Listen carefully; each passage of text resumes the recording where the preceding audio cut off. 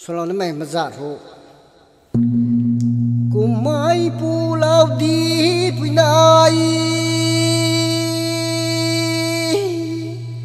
mazalong lau may tu ai đôi già pang giang đoàn đan bôi này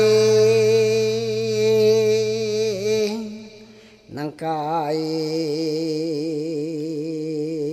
em hôn hồng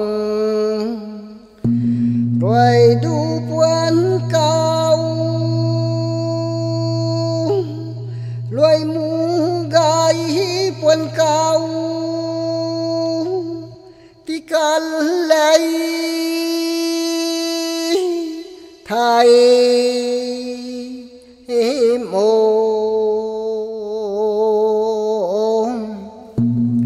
nạp lệ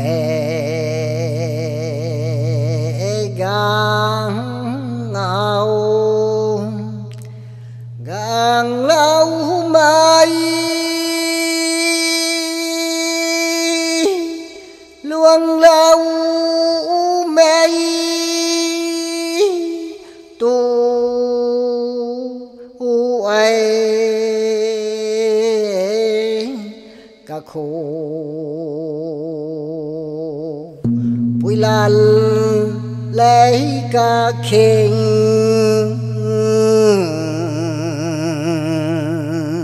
bùi lan hệ các khổ đoàn đan cả lao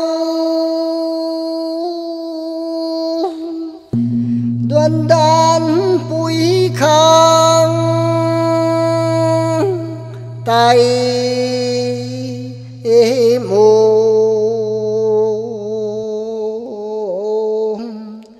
sinh gian cả khối đến gang pu tông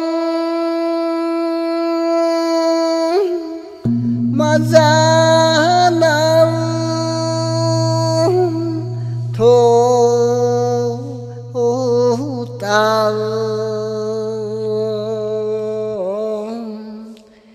mai cài ngang hồng xoan cú lá măng tông ai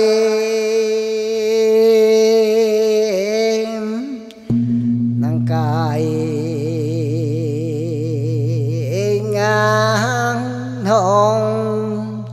xoan cú lau cao tông ai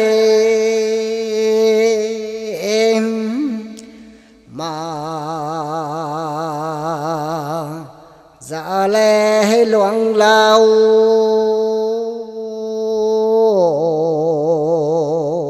pu giông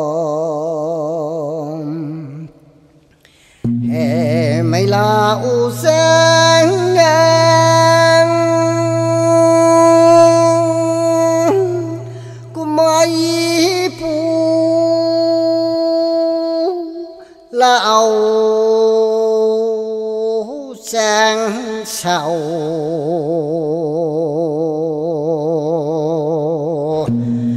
hồn rải dài cốm loang gang pu giàu lâu ai nóc khát dọc khát lây sẽ đâu tầm